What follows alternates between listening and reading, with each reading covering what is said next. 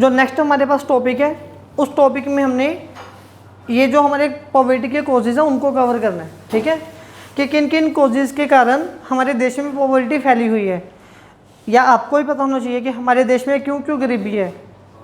कोई एक आधा रीज़न आपको पता है ऐसा जिस वजह से आपके देश में गरीबी हो?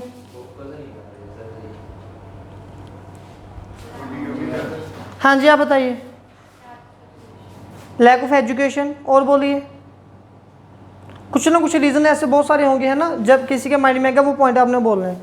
सबसे पहला पॉइंट जो आपके बुक में लिखा हो that is low level of national product, ठीक है। अब मुझे ये बताओ कि मैं यहाँ पे ट्यूशन में पढ़ा रहा हूँ बच्चों को, मेरे पास बच्चे काफ़ी कम पढ़ने के लिए आते हैं, ठीक है, ज़्यादा अपनी इस चीज़ को एंजॉय नहीं करना, लेकिन किस मतलब कि रिस्पेक्ट के साथ एक आंसर देना है। मेरे पास बच्चे कम पढ़ने के लिए क्यों आ रहे होंगे? समझ गए ना कि मेरे प्रोडक्ट में कुछ ना कुछ कमी है।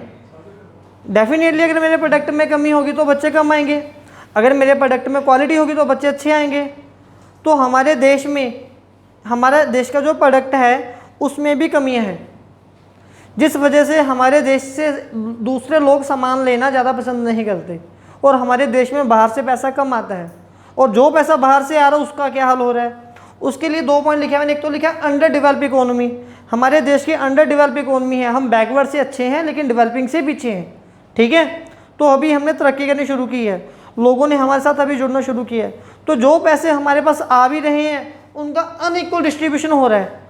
अनइक्वल डिस्ट्रीब्यूशन का मतलब कैसे हो रहा है? मान लो कि आप में से कोई बच्चा पढ़ लिख के एक इनकम टैक्स डिपार्टमेंट में ऑफिसर लग गया, ठीक है, और आपके के साथ ही पढ़ लिख के एक बहुत बड़ा लीडर बन गया, ठीक है।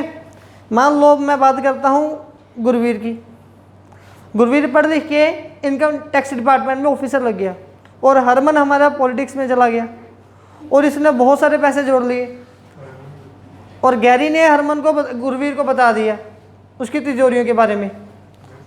अब गुरवीर ने क्या किया, अपनी जान पर खेल के एक रेड मारी इसके घर और सारा पैसा इकट्ठा कर लिया। आपको रेड फिल्म की स्टोरी तो नहीं लग रही है? हाँ, स्पेशल 26। अब ये पॉइंट समझना मेरा क्या है। अब गुरवीर ने बहुत सारे पैसे की रिकवरी कर ली हरमन के घर से, वो पैसे किसके पास जाएंगे? गुरवीर के थ्रू गवर्नमेंट के पास, और गवर्नमेंट रूल ये है कि ये पैसा गरीबों में बांटा जाएगा। अब वो पैसा किन में बांटा जाएगा? हरमन का पैसा हरमन को छोड़ दिया जाएगा, बाकी के लीडर में डिस्ट्रीब्यूट हो जाएगा। तो मतलब कि हमारे यहाँ पे क्या हो रहा है, अनइक्वल डिस्ट्रीब्यूशन ऑफ इनकम हो रहा है, ठीक है, जिस वजह से हमारे लोगों को बेनिफिट्स नहीं मिल पा रहे और हमारे लोग प्रोडक्ट के मामले में काफ़ी पीछे हैं। ये पॉइंट क्लियर है? सेकेंड पॉइंट, अब यहाँ से अच्छा पॉइंट है ये, मतलब कि सबसे जो खतरनाक पॉइंट है पूरी बुक का। अगर आप इकोनॉमिक्स में इस पॉइंट को स्किप कर रहे हो तो समझ लो आप लोगों को इकोनॉमिक्स नहीं आ रही। आप कितने भी हार्ड वर्क कर लो, कितनी भी मेहनत कर लो, अगर पेपर में एग्जाम में नहीं लिख के आओगे क्या पास हो जाओगे? वैसे ही हम हमारे देश में कितनी ज़्यादा पॉलिसी, कितनी बड़ी बड़ी पॉलिसीज़ बना लें, कितनी बड़ी इन्वेस्टमेंट कर लें, अगर हम हमारी पॉपुलेशन को कंट्रोल नहीं करेंगे तो वो आपकी सारी प्लानिंग ज़ीरो रहेगी, ठीक है। अब मैंने यहाँ पे पॉइंट क्या लिखा, मैंने पॉइंट लिख दिया कि हमारी इंडिया की जो पॉपुलेशन ग्रोथ है वो इतनी ज़्यादा हो रही है, ठीक है, लेकिन जीडीपी की ग्रोथ सिर्फ इतनी सी हो रही है। तो क्या ये जीडीपी ग्रोथ का होना हमारे लिए कोई बेनिफिशियल है? मेरे यहाँ पे बच्चे बैठ रहे हैं, मैं 2 चेयर लेके आ रहा हूँ, 5 बच्चे न्यू आ गए, फिर मैंने नेक्स्ट डे 2 चेयर और मंगवा ली, मतलब कि जीडीपी प्रोडक्शन और कर ली, लेकिन 5 स्टूडेंट और आ गए, तो पॉपुलेशन और भी बढ़ते जा रही है, तो बच्चे कंफर्टेबल हो नहीं सकते यहाँ पे बैठने के लिए। ऐसे ही अगर आप अपनी जीडीपी बढ़ा रहे हो, आपको अपनी पॉपुलेशन के ऊपर कंट्रोल डेफिनेटली लगाना पड़ेगा, लेकिन हमारी पॉपुलेशन की ग्रोथ रेट बहुत ज़्यादा है। हमने फर्स्ट चैप्टर में पढ़ा था 1921 के बाद कभी भी हमारी पॉपुलेशन कम नहीं हुई, हमारी जीडीपी लेकिन बहुत बार कम हो चुकी है, और बाकी डेवलप नेशन से काफ़ी नीचे है, पीछे है, ठीक है। थर्ड पॉइंट हमारे पास है heavy pressure of population size, जो अब ये पॉइंट फिर से रिपीट हो रहा है। अब हमारी पॉपुलेशन बढ़ कैसे रही है उस चीज़ को समझिए। देखिए अभी हमारे पास, हमारा देश थोड़ा सा डेवलप हो रहा है ना, तो हमारे पास मेडिकल फैसिलिटीज़ पहले से अच्छी आ गई। पुराने टाइम में क्या होता था, आज से 20, 30, 40 साल पहले बच्चों को बुखार होता था और बच्चों की डेथ हो जाती थी। आजकल लोगों को कैंसर हो रहा है फिर भी वो काफ़ी टाइम लीड कर जाते हैं, ठीक है। तो हमारी मेडिकल फैसिलिटीज़ ने थोड़ी तरक्की कर ली, वो लोगों को जल्दी मरने नहीं देते, पहला पॉइंट। तो डेथ रेट तो कम हो गया, तो इसीलिए डेथ रेट क्या आ गया, नेगेटिव। तो इसका मतलब क्या होगा कि अब पॉपुलेशन में डाउनफॉल थोड़ा कम होगा। अब दूसरी बात, लेकिन बर्थ रेट हमारा कम नहीं हुआ, हमारा बर्थ रेट पहले से भी बढ़ गया, ठीक है। अब लोग मर कम रहे हैं, पैदा ज़्यादा हो रहे हैं, तो रिजल्ट क्या होगा, रिजल्ट क्या होगा, पॉपुलेशन हमारी इंक्रीज होगी। तो जब पॉपुलेशन इंक्रीज होती जा रही है, तो सेकंड पॉइंट में हमने कवर कर ही लिया कि अगर पॉपुलेशन कंट्रोल नहीं है तो कुछ भी सही नहीं हो रहा, ठीक है। Now comes to 4 point, inflationary spiral. Spiral का मतलब स्प्रिंग होना, ठीक है। हम एक मतलब कि एक दुविधा में फंसते जा रहे हैं जो बार बार हमें महंगाई के सर्कल में फंसाते जा रही है। कैसे फंसा रही है ये, देखिए फर्स्ट पॉइंट में हमने कर लिया कि हमारी प्रोडक्शन डिग्रेड है, ये हमारे पास अनएम्प्लॉयमेंट होने की वजह से, हमारे पास अच्छी कैपिटल फ्रीक्वेंसी होने की वजह से हमारी प्रोडक्शन अच्छी नहीं हो पा रही, हमारी प्रोडक्शन कैपेसिटी काफ़ी कम है, ठीक है। लेकिन हमारी पॉपुलेशन क्या है, ज़्यादा है। अब आप मुझे बताइए, अगर आपकी दुकान पे 10 कस्टमर खड़े हैं और 10 कोको कोला की कोल्ड ड्रिंक है, एक कोल्ड ड्रिंक 10 रुपये की है, तो आप 10-10 रुपये में सबको सेल कर दोगे। लेकिन अब क्या हुआ, अब 15 कस्टमर खड़े हैं और कोल्ड ड्रिंक की बोतल है 10, तो आप कौन से 5 बच्चों को वापस भेजोगे। दुकानदार के पॉइंट ऑफ व्यू से आप लोग सोचोगे कि अगर यार मैंने 5 बच्चों को वापस भेज दिया, मेरा 50 रुपये का नुकसान है, तो आपने क्या करना, आपने बोलना कि एक कोक 15 की है जी, जिसने लेनी है ले जाओ, ठीक है। तो आपने रेट हाई कर दिया, समझ गए। तो जब हमारे पास प्रोडक्शन कम है लेकिन पॉपुलेशन ज़्यादा है, तो उससे हमारी महंगाई ज़्यादा हो जाती है, और जब महंगाई ज़्यादा होती है तो सभी लोग इस चीज़ को, अपनी बेसिक नीड को फुलफिल नहीं कर पाते, ठीक है। तो जब लोग बेसिक नीड को फुलफिल नहीं कर पाते, तो from the beginning of the chapter वो लोग कहाँ पे जाते हैं, पॉवर्टी लाइन के नीचे जाते हैं, ठीक है। ये पॉइंट क्लियर हो गया। नेक्स्ट पॉइंट है 5th, हमारे पास क्रॉनिक अनएम्प्लॉयमेंट। देखो एक हिडन अनएम्प्लॉयमेंट होती है जिसको हम लोग डिसगास्ड अनएम्प्लॉयमेंट बोलते हैं। ये कहाँ पे मिलती है हमें, एग्रीकल्चर में, ठीक है। तो हमारे इंडिया में ऐसी काफ़ी सारी अनएम्प्लॉयमेंट मतलब कि देखने को मिलती है। बहुत सारे लोग हिडन अनएम्प्लॉयमेंट को, डिसगास्ड अनएम्प्लॉयमेंट को के साथ सफ़र कर रहे हैं, तो इस वजह से भी हम लोग गरीब हैं, ठीक है। हमारे पास 6th पॉइंट आ गया कैपिटल डेफिशिएंसी। अब कैपिटल का मतलब क्या है, मशीनें, ठीक है, या प्रोडक्शन करने वाली मशीनें। डेफिशिएंसी का मतलब है नेगेटिव पॉइंट होना, कि हमारी जो मशीनें हैं वो पुअर है, हमारे पास वो अच्छी मशीनें नहीं हैं। हमारे यहाँ पे ट्रक वगैरह चलते हैं ना इंडिया में, और आपने दुबई के ट्रक देखे, ठीक है, 20-20, 35, 28 टायर मतलब कि उनके लगे होते हैं, काफ़ी लंबे लंबे होते हैं वो। यहाँ पे काफ़ी छोटे मतलब कि ट्रक वगैरह चल रहे हैं। तो यहाँ पे कैपिटल में काफ़ी डिफरेंस है यहाँ की और वहाँ की, ठीक है।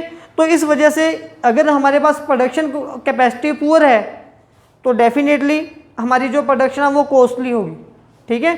तो ये पॉइंट मैंने लिखा है कि लैक ऑफ कैपिटल, कैपिटल की कमी की कमी होने की वजह से हमारी प्रोडक्शन जो है वो काफ़ी पुअर होती है।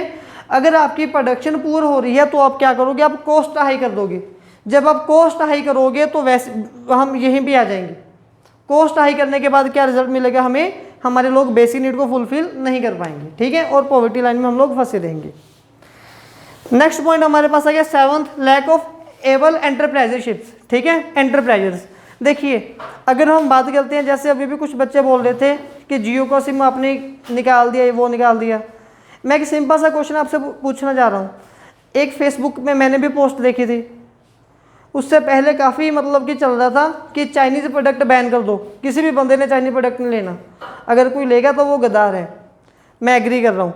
उस टाइम पे चाइना ने हमारे इंडिया पे अटैक किया था हमारे पैसे से, पाकिस्तान को देता है, पाकिस्तान हमारे ऊपर अटैक करता है। मैं एग्री कर रहा हूँ बिल्कुल। उस टाइम पे नेक्स्ट टाइम पे एक बंदे ने फेसबुक पे पोस्ट डाली कि आज 500 मोबाइल फ़ोन चाइनीज़ कंपनी के लॉन्च हुए थे ऑनलाइन, और वो विद इन 1 मिनट 500 के 500 मोबाइल फ़ोन सेल होगी, और नीचे लिखा हुआ था कि गद्दारों की कमी नहीं है। मैं आपसे एक सिंपल सा क्वेश्चन पुट कर रहा हूँ, वो जो चाइनीज़ फ़ोन होगा वो अगर 10,000 रुपये का फ़ोन है, सेम कंपनी का फ़ोन सेम फीचर के साथ इंडियन ब्रांड में 25,000 का मिल रहा है, तो गद्दार मैं थोड़ा हुआ, मेरा देश मुझे ही महंगा सामान क्यों दे रहा है। हम दूसरों को बोलने से पहले हमारे देश में ही कमी है। एक दूसरी कंट्री हमारी कंट्री में आके सामान सस्ता बेच रही है और हमारी कंट्री हमें सामान महंगा दे रही है। आप मेरा पॉइंट समझने की कोशिश कर रहे हो ना। तो ऐसे ही बच्चे, ये अगर आप बोल रहे हो ठीक है, लेकिन जिसको आप रिप्लेस कर रहे हो रिटर्न में उनका बेनिफिट हो रहा है। हमने हमारे बेनिफिट देखने कि हमें हमारे बेनिफिट कहाँ से मिल रहे हैं। तो हमारे इंडिया में ऐसे बड़े बड़े बिजनेसमैन की हमें ज़रूरत है। ठीक है, जो इंडिया में आके बड़ी बड़ी फैक्ट्री, बड़ी बड़ी मशीनें लगा सकें। टाटा, बिरला, अंबानी, अडानी, ये 4-5 लोग हैं, ये अपने बेनिफिट के लिए काम करते हैं, टाटा बिरला को छोड़ के, है ना। लेकिन अभी हमें और भी चाहिए ऐसे बहुत सारे। अगर बिजनेसमैन हमारे पास आएंगे तो वो बड़ी बड़ी फैक्ट्री लगाएंगे और हमारे देश से गरीबी दूर हो सकती है। आप सोच के देखो, एक चाइनीज़ कंपनी का फ़ोन, आप ओप्पो का फ़ोन उठा लो, ओप्पो के कितने डिस्ट्रीब्यूटर होंगे पूरे इंडिया में। मैं बहुत कम डिस्ट्रीब्यूटर बोल रहा हूँ, मान लो 1 लाख मोबाइल शॉप्स हैं जो ओप्पो का मोबाइल फ़ोन सेल कर रही हैं। अब ये अगर चाइनीज़ कंपनी से फ़ोन आ रहा है, हमने चाइनीज़ फ़ोन बेचना बंद कर दिया, तो वो हर एक, उनकी तो दुकान बंद होगी, वो क्या काम करेंगे। तो 4 लाख लोग भूखे मरेंगे। समझ रहे हो ना पॉइंट मेरा, ठीक है। नेक्स्ट पॉइंट हमारे पास आ गया, आउटडेटेड सोशल इंस्टीट्यूशंस। हमारे इंडिया में जो अभी भी हम लोग आउटडेटेड, हम मतलब कि पुराने ख्यालात में फंसे हुए हैं। अभी भी हमारे बहुत सारे एरिया में जॉइंट फैमिली सिस्टम है, वहाँ पे गर्ल्स ने बाहर जॉब करने जाना या नहीं करने जाना तो फैमिली थोड़ा प्रॉब्लम क्रिएट करती है। फॉरेन में ऐसा कुछ भी नहीं है, तो डेफिनेटली वो लोग ज़्यादा काम कर रहे हैं, वो लोग हमसे आगे ही रहेंगे और हम लोग पीछे ही रहेंगे। दूसरा पॉइंट आ जाता है कास्ट सिस्टम। हमारे इंडिया में अभी भी बहुत सारी जगह पे कास्ट सिस्टम से रिलेटेड प्रॉब्लम्स आती हैं कि इस कास्ट वाले बंदे को हमने काम नहीं देना, उस कास्ट वाले को काम नहीं देना, ठीक है। तो ये हिंदू मुस्लिम सिख काफ़ी चलता है इंडिया में, तो ये चीज़ें खत्म होनी चाहिए, ये भी एक गरीबी का कारण है। लास्ट पॉइंट हमारे पास है lack of infrastructure. What do mean by infrastructure? Buildings आ गई, ठीक है। जो इंफ्रास्ट्रक्चर हमारे पास होता है वो 2 टाइप्स का होता है, एक होता है इकोनॉमिक, एक होता है सोशल। इकोनॉमिक में क्या आता है, कम्युनिकेशन वगैरह आ गई, ठीक है, आपके ट्रांसपोर्ट फैसिलिटीज़ आ गई, तो वो काफ़ी पुअर है इंडिया में। और दूसरा हमारे पास जो सोशल होता है, सोशल में आता है लोगों की हाउसिंग, लोगों की हेल्थ फैसिलिटी, लोगों के पास एजुकेशन, वो भी इंडिया में काफ़ी कम है। तो ये दोनों कम होने की वजह से रिजल्ट क्या निकला, गरीबी है। अगर हमारे इंडिया में स्टूडेंट के लिए इंफ्रास्ट्रक्चर इंप्रूव हो, स्टूडेंट के लिए किराए वगैरह फ्री हो, तो बच्चे या स्टडी फ्री हो, तो वो economic as well as socially दोनों अपडेटेड होके हमारे देश से गरीबी को निकाल सकते हैं, ठीक है।